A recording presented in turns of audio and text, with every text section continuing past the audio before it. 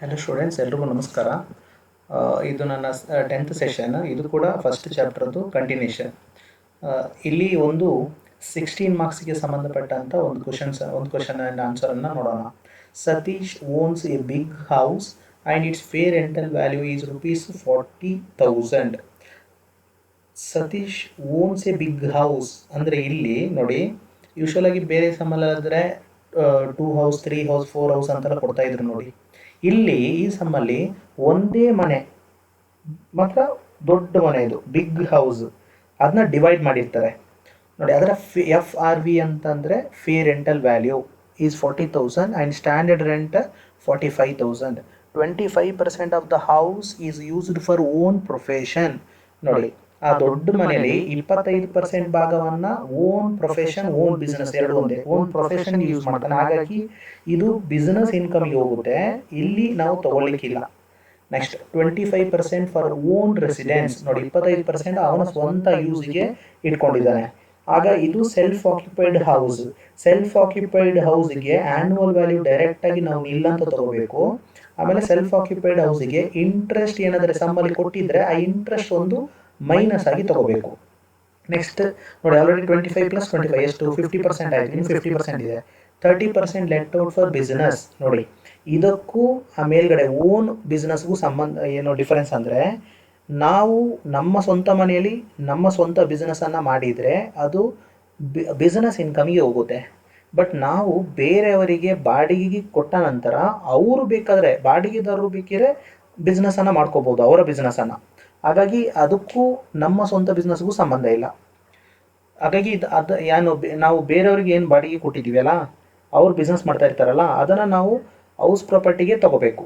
30% let out for business at ₹2,000 per month and 20% let out for residence at 600 per month. ಇನ್ನು 20% ಬಾಡಿಗೆ ಬಿಟ್ಟಿದ್ದಾರೆ. The portion 20% was vacant for 1 month. ಈ last 20% ಇತ್ತಲ್ಲ ಬಾಡಿಗೆ ಬಿಟ್ಟಿದ್ರಲ್ಲ, ಅದು 1 ತಿಂಗಳು ಮನೆ ಖಾಲಿ ಇತ್ತಂತೆ. ಹಾಗಾದರೆ ಎಷ್ಟು ಮಂತ್ ರೆಂಟ್ ಬಂದಿರುತ್ತೆ? 11. The rent for 1 month could not be recovered due to the death of the tenant. ಅಲ್ಲಿ ಮತ್ತೆ ಪ್ರಾಬ್ಲಮ್ ಆಯ್ತು ನೋಡಿ. 1 ತಿಂಗಳು ಆಲ್ರೆಡಿ ಮನೆ ವೆಕೆಂಟ್ ಆಗಿತ್ತು, ಇನ್ನು 1 ತಿಂಗಳು ರೆಂಟ್ ರಿಕವರ್ ಆಗಿಲ್ಲಂತೆ, ರೆಂಟ್ ಸಿಕ್ಕಿಲ್ಲಂತೆ. ಟೆನೆಂಟ್ ಅವ್ರದ್ದು ಡೆತ್ ಆಯ್ತಂತೆ. ಅಂದರೆ ಟೆನೆಂಟ್ ಅಂದರೆ ಬಾಡಿಗೆದಾರ, ಅವನ ಡೆತ್ ಆಗಿರುತ್ತೆ. ಹಾಗಾಗಿ ಇನ್ನೂ 1 ತಿಂಗಳದ್ದು ರೆಂಟ್ ಅವರಿಗೆ ಸಿಕ್ಕಿಲ್ಲ. ಅದನ್ನು ನಾವು ಅನ್ರಿಯಲೈಸ್ಡ್ ರೆಂಟ್ ಅಂತ ಕರಿತೀವಿ. ಹಾಗಾದರೆ 2 ತಿಂಗಳು ಹೋದರೆ ಇನ್ನು ಎಷ್ಟು ತಿಂಗಳದ್ದು ರೆಂಟ್ ಬಂದಿರುತ್ತೆ? ಬರೀ 10 ಮಂತದ್ದು. The municipal taxes levied at 10% of municipal value. ನೋಡಿ, municipal tax 10% of annual municipal value.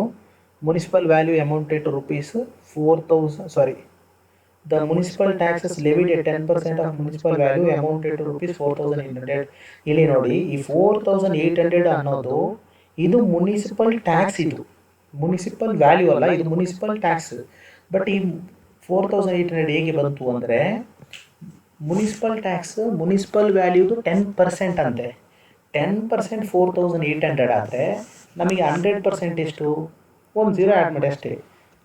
10% 4,800 ಆದರೆ ನಿಮಗೆ 4,800 ಇಂಟು 100/10 ಮಾಡಿ, ಆಗ 48,000 ಬರುತ್ತೆ.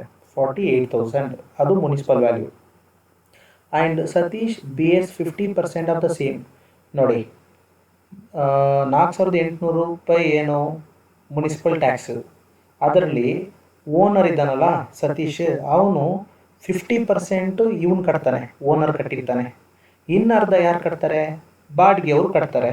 ಹಾಗಾದರೆ ಇವನು ಅರ್ಧ ಕಟ್ಟಿರ್ತಾನಲ್ಲ, ಇವನು ಯಾವ ಪೋರ್ಷನಿಗೆ ಕಟ್ತಾನೆ? ಒಂದು ಇವನ ಓನ್ ಬಿಸ್ನೆಸ್ಸಿಗೆ ಕಟ್ಟಿರ್ತಾನೆ, ಇನ್ನೊಂದು ಇವನು ಇದ್ದಾನಲ್ಲ ಸೆಲ್ಫ್ ಆಕ್ಯುಪೈಡ್, ಅಲ್ಲಿ ಕಟ್ಟಿರ್ತಾನೆ. ಅಲ್ಲಿಗೆ 50% ಮುಗೀತು. ಇನ್ನು ಅವರು ಬಾಡಿಗೆದಾರರು ಇನ್ನೂ 50% ಕಟ್ಟಿರ್ತಾರಲ್ಲ, ಅದು ಯಾವುದು 30% ಮತ್ತು 20%. ಆ ಬಾಡಿಗೆದಾರರು ಕಟ್ಟಿದ್ದು ಅಲ್ಲಿ ಮೈನಸ್ಗೆ ಬರಲ್ಲ, ಯಾಕೆಂದರೆ ಅಲ್ಲಿ ಓನರ್ ಕಟ್ಟಿದ್ರೆ ಮಾತ್ರ ಮೈನಸ್ ಮಾಡಲಿಕ್ಕೆ, ಬಾಡಿಗೆದಾರರು ಕಟ್ಟಿದ್ದಾಗ ಮೈನಸ್ ಮಾಡೋಕ್ಕೆ ಬರಲ್ಲ. ಹಾಗಾಗಿ ಮುನಿಸಿಪಲ್ ಟ್ಯಾಕ್ಸೇ ಈ ಸಮ್ಮಲ್ಲಿ ಬರಲ್ಲ. He borrowed ₹5 lakh at 10% per annum for the construction of this house. ನೋಡಿ, 5 ಲಕ್ಷ ಲೋನ್ ತೊಗೊಂಡಿರ್ತಾನೆ 10% ಇಂಟ್ರೆಸ್ಟಲ್ಲಿ. ಯಾವಾಗ? On 1/6/2011 which was completed on 31/7/2014. ನೋಡಿ, June 1, 2011 ಲೋನ್ ತೊಗೊಂಡಿದ್ದು, ಮನೆ ಕಂಪ್ಲೀಟ್ ಆಗಿದ್ದು ಜುಲೈ 31st 2014 ಹಾಗಾದರೆ ನಾವು 2014 ಇಯರ್ನ ಬಿಟ್ಬಿಡ್ತೀವಿ. ಪ್ರೀವಿಯಸ್ ಇಯರ್ ಎಂಡ್ ಆಗೋದು ಯಾವಾಗ? 31st March 2014 ಅಲ್ಲಿ ತನಕ ತಗೋಬೇಕು. ಅದು pre construction period interest. The loan outstanding as on 1st April of previous year is 4 lakh. 5 ಲಕ್ಷ ತಗೊಂಡಿದ್ದಲ್ಲಿ ಇವಾಗ ಲೋನ್ 4 ಲಕ್ಷ ಬಾಕಿ ಇದೆ ಅಂತೆ. ಹಾಗಾಗಿ ಪ್ರೀ ಕನ್ಸ್ಟ್ರಕ್ಷನ್ ಪೀರಿಯಡ್ ಇಂಟ್ರೆಸ್ಟ್ ಯಾವಾಗಲೂ ಆ ಸ್ಟಾರ್ಟಿಂಗ್ ಲೋನ್ ತಗೊಂಡಿರ್ತಾರಲ್ಲ ಅದೇ ಅಮೌಂಟ್ ಮೇಲೆ ಕ್ಯಾಲ್ಕುಲೇಟ್ ಮಾಡಬೇಕು. ಆಮೇಲೆ ಈ ಪ್ರೀವಿಯಸ್ ಇಯರ್ ಇಂಟ್ರೆಸ್ಟ್ ಇದೆಯಲ್ಲ 2019-20 ಪ್ರೀವಿಯಸ್ ಇಯರ್ದು ಅದನ್ನು ರಿಮೈನಿಂಗ್ ಔಟ್ಸ್ಟ್ಯಾಂಡಿಂಗ್ ಬ್ಯಾಲೆನ್ಸ್ ಮೇಲೆ 4 lakh ಮೇಲೆ ಕ್ಯಾಲ್ಕುಲೇಟ್ ಮಾಡಬೇಕು. ಸೊ ಮೊದಲಿಗೆ ವರ್ಕಿಂಗ್ ನೋಟ್ ಮಾಡ್ಕೋಬೇಕು ನಾವು. Pre construction period is from ನೋಡಿ 1/6/2011 to 31st March 2014. ಟೋಟಲಾಗಿ ಮಂತ್ ನೀವು ಕೌಂಟ್ ಮಾಡಿದಾಗ 34 ಮಂತ್ ಬರುತ್ತೆ. 34 ಮಂತ್ 10 + 12 + 12 ಅಂತ. So interest for pre construction period ನೋಡಿ ಲೋನ್ ತೊಗೊಂಡಿದ್ದು 5 lakh into rate of interest 10%, 10/100 into month 34/12 ಅಂತಲೇ ಮಾಡಬೇಕು. ಆಗ ಟೋಟಲ್ ಆಗಿ 1,41,667 ಬರುತ್ತೆ. ಅದನ್ನು 5 ಇಯರ್ಗೆ ಡಿವೈಡ್ ಮಾಡಬೇಕು, /5. Then you will get ₹28,333. ಇದು ಪ್ರೀ ಕನ್ಸ್ಟ್ರಕ್ಷನ್ ಪೀರಿಯಡ್ ಇಂಟ್ರೆಸ್ಟ್. ಇದರ ಜೊತೆ ಪ್ರೀವಿಯಸ್ ಇಯರ್ ಇಂಟ್ರೆಸ್ಟನ್ನು ಆ್ಯಡ್ ಮಾಡ್ಕೋಬೇಕು. ಅದು ಯಾವುದು ಸಮ್ ಮಾಡುವಾಗ ಅಲ್ಲಿ ಆ್ಯಡ್ ಮಾಡ್ಕೊಂಡ್ರೆ ಆಯಿತು. ಈಗ ನೋಡಿ ಫಸ್ಟಿಗೆ computation of income from house property. First ಯಾವತ್ತು ನಾವು ಓನ್ ಬಿಸ್ನೆಸ್ ಮತ್ತು ಸೆಲ್ಫ್ ಆಕ್ಯುಪೈಡ್ ಇದ್ದಾಗ ಅದನ್ನು ಮುಗಿಸ್ಕೋಬೇಕು. ಓನ್ ಬಿಸ್ನೆಸ್ ಫಸ್ಟಿಗೆ ತೊಗೊಳ್ಳುವ. ಎಷ್ಟು ಪೋರ್ಷನ್ ಅದು? 25% ಆಫ್ ಹೌಸ್. ಹಾಗಾಗಿ ಓನ್ ಬಿಸ್ನೆಸ್ಸಿಗೆ ಡೈರೆಕ್ಟಾಗಿ ಏನು ನೋಡೋದು ಬೇಡ, ಡೈರೆಕ್ಟಾಗಿ ಇಲ್ಲ ಅಂತ ಬರೆದ್ಬಿಡಿ. ಇನ್ನು 25% ಏನು? Self occupied. ಸೆಲ್ಫ್ ಆಕ್ಯುಪೈಡ್ಗೆ ಡೈರೆಕ್ಟಾಗಿ ನಾವು ಆ್ಯನ್ಯುವಲ್ ವ್ಯಾಲ್ಯೂಗೆ ಹೋಗ್ಬಿಡ್ತೀವಿ. Annual value nil. Interest on loan. ಈಗ ಇಂಟ್ರೆಸ್ಟ್ ತೊಗೋಬೇಕಲ್ಲ. ಈಗ ಇಲ್ಲಿ ನೋಡಿ ಆ ಮೇಲ್ಗಡೆ 28,333 ಇದ್ದಲ್ಲ, ಅದು ಇಡೀ ಮನೆಗೆ ಪ್ರೀ ಕನ್ಸ್ಟ್ರಕ್ಷನ್ ಪೀರಿಯಡ್ ಇಂಟ್ರೆಸ್ಟ್, ಇಡೀ ಮನೆಯದು. ಅದರಲ್ಲಿ ಇಲ್ಲಿ ಸೆಲ್ಫ್ ಆಕ್ಯುಪೈ ಆಗಿರೋದು ಎಷ್ಟು? 25%, 25 ಕಾಲು ಭಾಗ ಮನೆ. ಸೊ ಹಾಗಾಗಿ ಅದರ 25% ತೊಗೋಬೇಕು. 28,300 ಇಂಟು 25%. ಆಗ ಪಿ ಸಿ ಪಿ ಇಂಟ್ರೆಸ್ಟ್ 7,083 ಸಿಗುತ್ತೆ. 7,083. ಆಮೇಲೆ ಇನ್ನೊಂದು ಉಂಟಲ್ಲ ಪ್ರೀವಿಯಸ್ ಇಯರ್ ಇಂಟ್ರೆಸ್ಟ್, ನಾವೇ ಕ್ಯಾಲ್ಕುಲೇಟ್ ಮಾಡಬೇಕಲ್ಲ. ಅದು ಎಷ್ಟು ಬರುತ್ತೆ ಅಂದರೆ, ಈಗ ಅಲ್ಲಿ ಲೋನು ತೊಗೊಂಡಿದ್ದು 5 ಲಕ್ಷ, ಅದರಲ್ಲಿ ಔಟ್ಸ್ಟ್ಯಾಂಡಿಂಗ್ ಇರೋದು ಎಷ್ಟು? 4 ಲಕ್ಷ ಇದೆ ಎಂಡಲ್ಲಿ. 4 ಲಕ್ಷದ ಮೇಲೆ ರೇಟ್ ಆಫ್ ಇಂಟ್ರೆಸ್ಟ್ ಎಷ್ಟು? 10%. ಡೈರೆಕ್ಟಾಗಿ ಅಲ್ಲಿ ಮಂತ್ ಏನು ನೋಡೋಂಗಿಲ್ಲ. 4 lakh ಮೇಲೆ 10% ಅಂದಾಗ 40,000 ಬರುತ್ತೆ. 40,000. ಅದು ಪೂರ್ತಿ ಮನೆಗೆ. ಈಗ ಇಲ್ಲಿ ಪೂರ್ತಿ ಮನೆಯಲ್ಲಿ 25% ಏನಾಯಿತು? ಓನ್ ಬಿಸ್ನೆಸ್ ಹೋಯಿತು. ಇನ್ನು 25% ಸೆಲ್ಫ್ ಆಕ್ಯುಪೈ. ಆ ಸೆಲ್ಫ್ ಆಕ್ಯುಪೈದು ಈಗ ಇಲ್ಲಿ ತೊಗೋಬೇಕು. 40,000 25% ಅಂದರೆ ಎಷ್ಟು? 10,000. ಹಾಗಾಗಿ ಅಲ್ಲಿ 10,000 ಪ್ಲಸ್ 7,083, ಟೋಟಲ್ 17,083. ಇದು ಆ್ಯಕ್ಚುಲಿ ಮೈನಸ್ ಮಾಡಲಿಕ್ಕೆ ಇರುವಂಥದ್ದು. ಅಲ್ಲಿ 0ಇಂದ ಮೈನಸ್ ಮಾಡಿದಾಗ ನಮಗೆ ಆಟೋಮೆಟಿಕ್ಕಾಗಿ ಆನ್ಸರ್ ಮೈನಸ್ಸೇ ಬರುತ್ತೆ. -17,083. ಇನ್ನೂ 2 ಇದಲ್ಲ ಲೆಟ್ ಔಟ್ ಪೋರ್ಷನ್. ಒಂದು ಲೆಟ್ ಔಟ್ ಫಾರ್ ಬಿಸ್ನೆಸ್, ಬೇರೆಯವರಿಗೆ ಬಿಸ್ನೆಸ್ ಮಾಡಲಿಕ್ಕೆ ನಾವು ಬಾಡಿಗೆ ಬಿಟ್ಟಿದ್ದೀವಿ 30% ಮನೆಯನ್ನು. ಈಗ ಎಕ್ಸ್ಪೆಕ್ಟೆಡ್ ರೆಂಟನ್ನು ಮೊದಲಿಗೆ ಕ್ಯಾಲ್ಕುಲೇಟ್ ಮಾಡ್ಕೋಬೇಕು. ಎಕ್ಸ್ಪೆಕ್ಟೆಡ್ ರೆಂಟ್ ಹೇಗೆ ಮಾಡೋದಂದರೆ ಹೇಗೂ ಗೊತ್ತಿದೆ ನಿಮಗೆ. ಫಸ್ಟಿಗೆ ಮುನಿಸಿಪಲ್ ವ್ಯಾಲ್ಯೂವನ್ನು ತೊಗೋಬೇಕು. Municipal value or fair value whichever is higher. ನೋಡಿ ಈ ಸಮ್ಮಲ್ಲಿ ಮುನಿಸಿಪಲ್ ವ್ಯಾಲ್ಯೂ, ಇಲ್ಲಿ ಮುನಿಸಿಪಲ್ ಟ್ಯಾಕ್ಸ್ 4,800 ಕೊಟ್ಟಿದ್ದ, ಅದು 10% ಆಫ್ ಮುನಿಸಿಪಲ್ ವ್ಯಾಲ್ಯೂ ಅಂತೆ. ಹಾಗಾದರೆ ಮುನಿಸಿಪಲ್ ವ್ಯಾಲ್ಯೂ ಎಷ್ಟು? 48,000. ಸಮ್ಮಲ್ಲಿ ಕೊಟ್ಟಿಲ್ಲ, ಇದು ಹಿಂಟ್ ಅಷ್ಟೇ. ಈ ಹಿಂಟ್ ಇಟ್ಕೊಂಡೆ ಮುನಿಸಿಪಲ್ ವ್ಯಾಲ್ಯೂನ ನಾವು ಕ್ಯಾಲ್ಕುಲೇಟ್ ಮಾಡ್ಕೋಬೇಕು. ಸೊ 48,000 ಆಯಿತು ಮುನಿಸಿಪಲ್ ವ್ಯಾಲ್ಯೂ.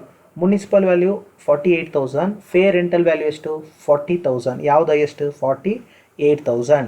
ಆ 48,000ಅನ್ನು ಸ್ಟ್ಯಾಂಡರ್ಡ್ ರೆಂಟ್ ಕೊಟ್ಟಿದ್ದಾಗ ಅದರ ಜೊತೆ ಕಂಪೇರ್ ಮಾಡ್ಕೋಬೇಕು. ಸ್ಟ್ಯಾಂಡರ್ಡ್ ರೆಂಟು ಇದೆಯಲ್ಲ, ಇದೆ 45,000. 48,000 ಆರ್ 45, ಯಾವುದು? 45,000 ಆಗುತ್ತೆ. ಸೊ ಇದು ಎಕ್ಸ್ಪೆಕ್ಟೆಡ್ ರೆಂಟ್ 45,000. ಅದರಲ್ಲಿ ಬಾಡಿಗೆ ಬಿಟ್ಟಿರೋದು ಎಷ್ಟು? First portion 30%. ಸೊ 45,000 30% ತೊಗೋಬೇಕು. 45,000 30%. ಆಗ ನಮಗೆ ಎಕ್ಸ್ಪೆಕ್ಟೆಡ್ ರೆಂಟ್ 13,500 ಬರುತ್ತೆ. ಇಲ್ಲಿ ನೋಡಿ ಕೆಳಗಡೆ ಲೆಟ್ ಔಟ್ ಫಾರ್ ಬಿಸ್ನೆಸ್ಸಲ್ಲಿ ಎಕ್ಸ್ಪೆಕ್ಟೆಡ್ ರೆಂಟ್ ಬ್ರಾಕೆಟ್ ನೋಡಿ, ಸ್ಟ್ಯಾಂಡರ್ಡ್ ರೆಂಟ್ ಅಂತ ಕೊಟ್ಟಿದ್ದಾರೆ, ಅದು SR ಅಂದರೆ. ಸೊ ಅದು ಎಷ್ಟು? 45,000 30%. ಆಗ 13,500 ಬರುತ್ತೆ.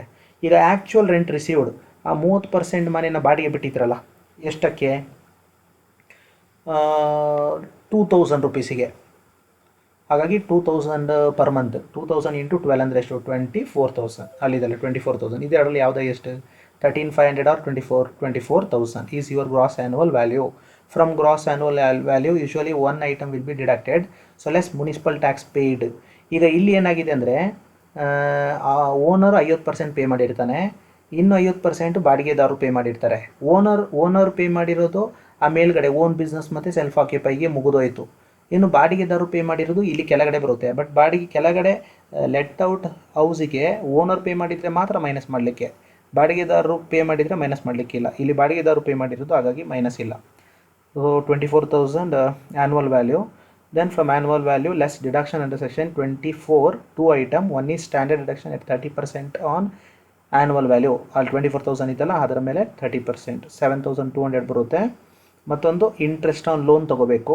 ಈಗ ಇಲ್ಲಿ ಮೇಲ್ಗಡೆ ಪ್ರೀ ಕನ್ಸ್ಟ್ರಕ್ಷನ್ ಪೀರಿಯಡ್ ಇಂಟ್ರೆಸ್ಟ್ 28,333 ನಾವು ಆಲ್ರೆಡಿ ವರ್ಕಿಂಗ್ ನೋಟ್ ಮಾಡಿದ್ದೇವೆ. ಅದರಲ್ಲಿ 30% ಇಲ್ಲಿಗೆ ತೊಗೋಬೇಕು. ಸೊ ಆಗ PCP ಇಂಟ್ರೆಸ್ಟ್ 8,500 ಬರುತ್ತೆ.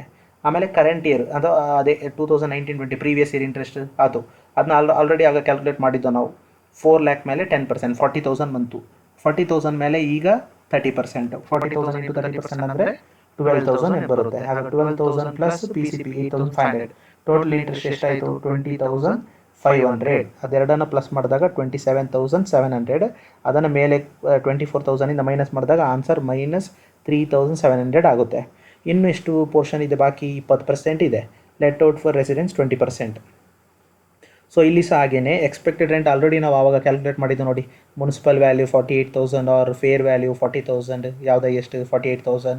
ಆಮೇಲೆ ಅದನ್ನು ಸ್ಟ್ಯಾಂಡರ್ಡ್ ರೆಂಟ್ ಜೊತೆ ಕಂಪೇರ್ ಮಾಡಿ 45,000, 48 ಆರ್ 45 ಯಾವುದು ಕಡಿಮೆ ಇದೆ? 45. ಸೊ ಸ್ಟ್ಯಾಂಡರ್ಡ್ ರೆಂಟ್ ಜೊತೆ ಕಂಪೇರ್ ಮಾಡಿದ್ರೆ ಯಾವತ್ತೂ ಕಡಿಮೆ ಇದ್ದದ್ದನ್ನೇ ತೊಗೋಬೇಕು. 45,000 ಎಂಟೈರ್ ಹೌಸಿಗೆ ಬರುತ್ತೆ ಅದು. ಬಟ್ ಈಗ ನಮಗೆ ಇರುವಂಥದ್ದು 20% ಇಲ್ಲಿ ತೊಗೋಬೇಕು. 45,000 20% ಅಂತ ಹೇಳಿದರೆ 9,000 ಬರುತ್ತೆ. ಆಮೇಲೆ ಆ್ಯಕ್ಚುಯಲ್ ರೆಂಟ್ ಎಷ್ಟು ಬರುತ್ತೆ ಅಂದರೆ, ಆ್ಯಕ್ಚುಲಿ ಅಲ್ಲಿ ಆ ಮನೆ ಲಾಸ್ಟ್ ಪೋರ್ಷನ್ ಬಾಡಿಗೆ ಬಿಟ್ಟಿರೋದು ಎಷ್ಟಕ್ಕೆ? 600 ರೂಪಾಯಿಗೆ, 600ಗೆ ಅಲ್ಲಿ ಕೊಟ್ಟಿದ್ದಾರೆ 600 ಅಂತ. ಸೊ 600ಅಲ್ಲಿ ಆ ಮನೆ 1 ತಿಂಗಳು ವೆಕೆಂಟ್ ಆಗಿರುತ್ತೆ. ಇನ್ನು 1 ತಿಂಗಳು ರೆಂಟ್ ಸಿಕ್ಕಿರಲ್ಲ, ಅನ್ರಿಯಲೈಸ್ಡ್ ರೆಂಟ್. ಆಗ ರೆಂಟ್ ಸಿಕ್ಕಿರುವಂಥದ್ದು ಬರೀ 10 ಮಂತಿಗೆ ಮಾತ್ರ. 10 ಮಂತಿಗೆ ರೆಂಟ್ 600 ಅಂದರೆ 6,000 ಸಿಗುತ್ತೆ. ಸೊ ಇಲ್ಲಿ ಆ್ಯಕ್ಚುಯಲ್ ರೆಂಟ್ ನಾವು ಆ್ಯಕ್ಚುಲಿ ಬರೀಬೇಕಲ್ಲಿ. ಆ್ಯಕ್ಚುಯಲ್ ರೆಂಟ್ 6,000 ಬರುತ್ತೆ. ಆಗ ಅಲ್ಲಿ ಈ 9,000 ಆರ್ 6,000 ಯಾವುದು ಎಷ್ಟು? 9,000 ಇದೆ ಮೇಲೆ ಎಕ್ಸ್ಪೆಕ್ಟೆಡ್ ರೆಂಟ್. ಆಗ ಅದುವೇ ಆನ್ಸರ್. ಬಟ್ ಅದನ್ನು ತಗೊಳ್ಳೋದಕ್ಕಿಂತ ಮುಂಚೆ ಈ ಥರ ಕೇಸಸ್ ಬಂದಾಗ ಯಾವಾಗ ನಿಮ್ಮ ಎಕ್ಸ್ಪೆಕ್ಟೆಡ್ ರೆಂಟ್ ಆ್ಯಕ್ಚುಯಲ್ ರೆಂಟ್ಗಿಂತ ಹೈಯೆಸ್ಟ್ ಬರುತ್ತೆ, ಅದರಿಂದ ಈ ವೇಕೆನ್ಸಿ ಪೀರಿಯಡ್ ಮತ್ತು ಅನ್ರಿಯಲೈಸ್ಡ್ ರೆಂಟ್ ಇರುತ್ತಲ್ಲ, ಅದು ಎರಡನ್ನು ಮೈನಸ್ ಮಾಡ್ಕೋಬೇಕು. ಅಲ್ಲಿ ನೋಡಿ ಬ್ರಾಕೆಟಲ್ಲಿ ಗ್ರಾಸ್ ಆ್ಯನ್ಯುವಲ್ ವ್ಯಾಲ್ಯೂ ಬ್ರಾಕೆಟಲ್ಲಿ ನೋಡಿ, ಎಕ್ಸ್ಪೆಕ್ಟೆಡ್ ರೆಂಟ್ 9,000 ತೊಗೊಂಡಿದ್ದಾರೆ, ಮೈನಸ್ 1 ತಿಂಗಳು ವೆಕೆಂಟ್ ಪೀರಿಯಡ್ದು 600 ರೂಪಾಯಿ, ಇನ್ನೊಂದು ತಿಂಗಳದು ಅನ್ರಿಯಲೈಸ್ಡ್ ರೆಂಟ್, 2 ತಿಂಗಳದು ರೆಂಟನ್ನು ಮೈನಸ್ ಮಾಡ್ಕೋಬೇಕು 600. ಆಗ ನಮಗೆ 7,800 ಬರುತ್ತೆ. ಅದು ನಮ್ಮ ಗ್ರಾಸ್ ಆ್ಯನ್ಯುವಲ್ ವ್ಯಾಲ್ಯೂ. ಅಲ್ಲಿಂದ ಲೆಸ್ ಮುನ್ಸಿಪಲ್ ಟ್ಯಾಕ್ಸ್ ಪೇಡ್, ಇಲ್ಲಿ ಕೂಡ ಓನರ್ ಪೇ ಮಾಡಿಲ್ಲ. So nil annual value you will get 7,800 less standard deduction 30%. And one more thing, interest on loan ಮತ್ತೆ ಇಲ್ಲಿ ಕೂಡ ಹಾಗೇನೆ PCP ಇಂಟ್ರೆಸ್ಟ್ ಈ ಥರ 28,333 ಅದರ 20% ತಗೋಬೇಕು. ಆಮೇಲೆ ಪ್ರೀವಿಯಸ್ ಇಯರ್ ಇಂಟ್ರೆಸ್ಟ್ 40,000 ಇತ್ತಲ್ಲ, ಅದರದ್ದು 20% ತಗೋಬೇಕು. ಎರಡು ಆ್ಯಡ್ ಮಾಡಿ 13,667. ಆಮೇಲೆ ಅದಕ್ಕೆ 30% ಎರಡು ಆ್ಯಡ್ ಮಾಡಿ ಫಸ್ಟ್ ಕಾಲಮಲ್ಲಿ ಬರೆದು 7,800 ಮೈನಸ್ ಮಾಡಿ, ಮತ್ತೆ ಮೈನಸ್ 8,207 ಬರುತ್ತೆ. ಸೊ ಇಲ್ಲಿ ಎಲ್ಲವನ್ನು ಟೋಟಲ್ ಮಾಡಿದಾಗ ಮತ್ತೆ ಮೈನಸ್ ಫಿಗರ್ ಬರುತ್ತೆ. ಅಂದರೆ ಏನಂತ ಅರ್ಥ? ಲಾಸ್ ಅಂತ ಅರ್ಥ. So loss from house property -28,990. So ಇಲ್ಲಿ ನೋಟ್ ಇದೆ ನೋಡಿ, since 25% of the house is used for own business, income from that portion is taken as nil ಅಂತ ಕೊಟ್ಟಿದ್ದಾರೆ ನೋಡಿ. Since 25% is used for own residence, the PCP interest is 25% of 28,333. Next, municipal tax are levied at 10% of municipal value. Since the tax amount is 4,800, so municipal value is taken at 48,000. Nodally needed for computation of expected rent. The assessee BS 50% of municipal taxes relating to the portion occupied by him for his business as well as for his own residence. ನೋಡಿ 50% owner pay ಮಾಡಿರ್ತಾನಲ್ಲ municipal tax, ಅದು ಅವನ ಪೋರ್ಷನ್ಗೆ, ಯಾವುದು ಒಂದು own business ಮಾಡ್ತಿರ್ತಾನಲ್ಲ 25%, ಅದಕ್ಕೂ ಮತ್ತೆ ಅವನ self ಆಕ್ಯುಪೈಡ್ಗೆ ಮುಗೀತು. Remaining 50% pay ಮಾಡಿರೋದು ಟೆನೆಂಟ್, ಹಾಗಾಗಿ ಅದು ತಗೊಳ್ಳಿಕ್ಕಿಲ್ಲ. Okay, thank you.